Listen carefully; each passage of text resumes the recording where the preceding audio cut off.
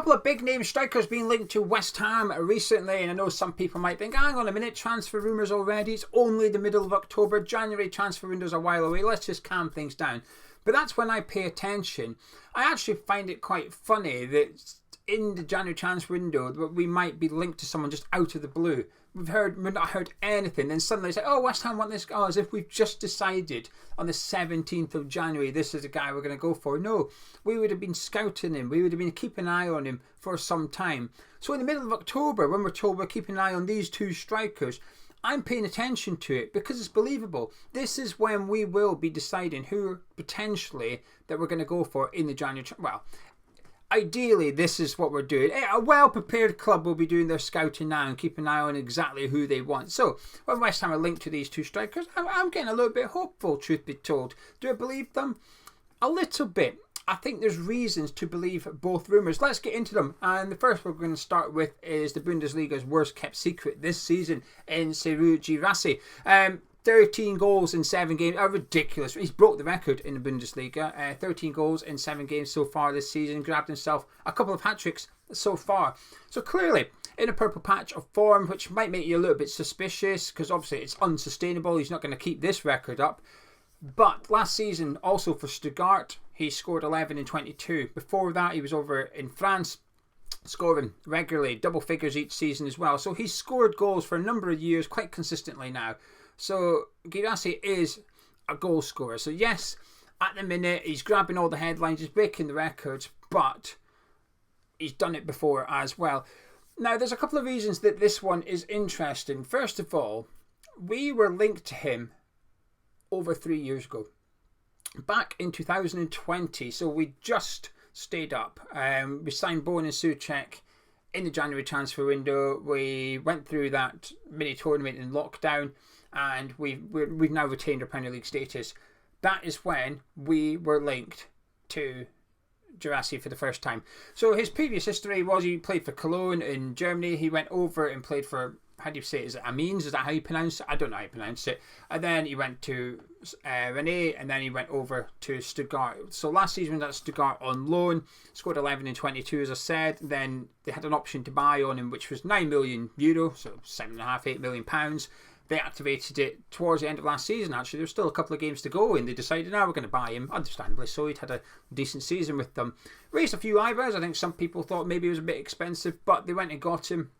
They brought him in on loan when Kaladzic left. I think he must have been when he went to Wolves, actually, before he got that injury at the very start of the season. So he left, and they got him on loan very late on in the transfer window, if I remember correctly. But anyway, they bought him in the summer for €9 million, and he started this season in unbelievable form. 27 years old, so there's no spring chicken, but there's still a lot of mileage left in him. But we were linked to him back then. So maybe, just maybe, he's someone that David Moyes has liked in the past and kept an eye on him. For whatever reason, we didn't go get him. Obviously, he's gone to the Bundesliga. We know that is Tim Steiden's playground. So last season, Steiden would have been well aware of him when he was at Leverkusen.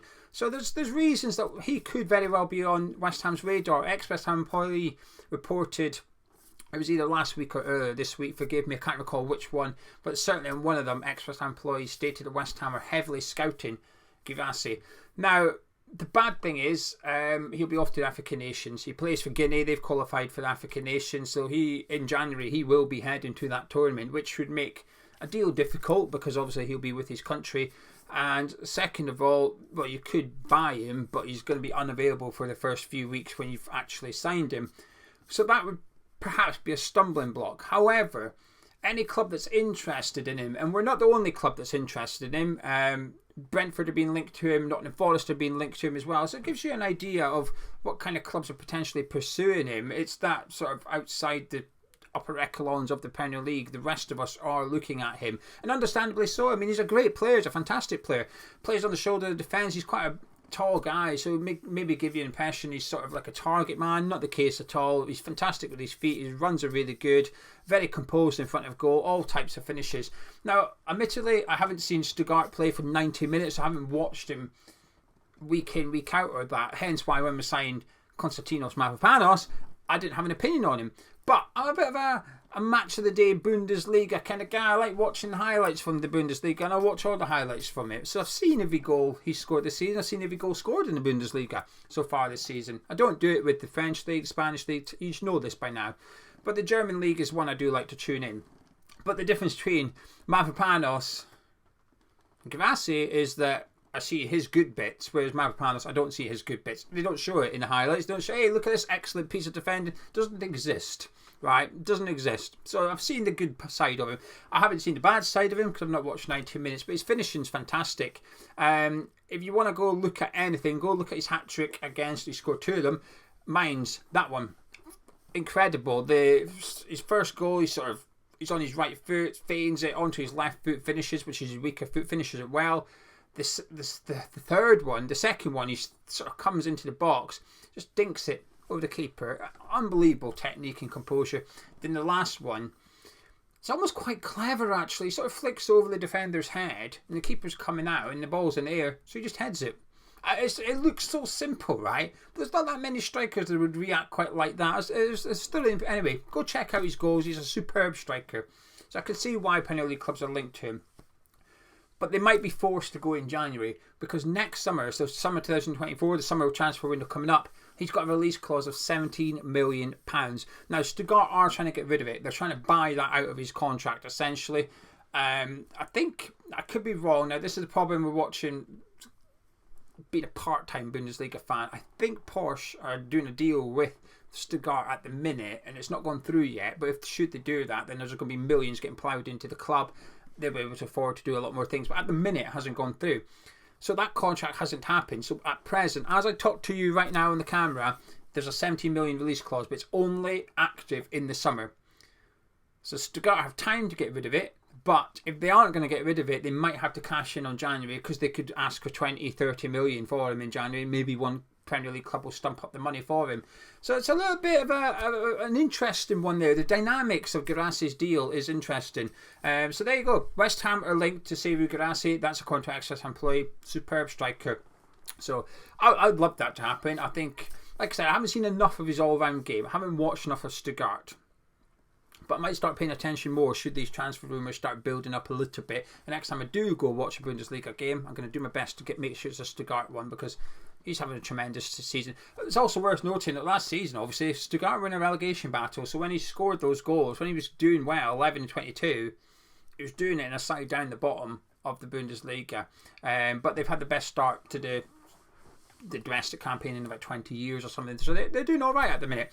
Now, moving on to Hugo Ekitiké. Now, before we do that, can you please subscribe if you're new to the Have a Chat YouTube channel, please? Thank you very much. 34 subscribers. I mentioned it yesterday. Mention it again because some of you then subscribe. It makes me feel good. But please do subscribe. Helps the channel out. It's completely free as well. So do get involved. Under the screen, subscribe button. Click it. Happy days. And while you're down there, please do drop a like on it. Now, we had a lot of likes on the video yesterday, more than usual, and I think it's because I asked you to do it. So when I ask, it works.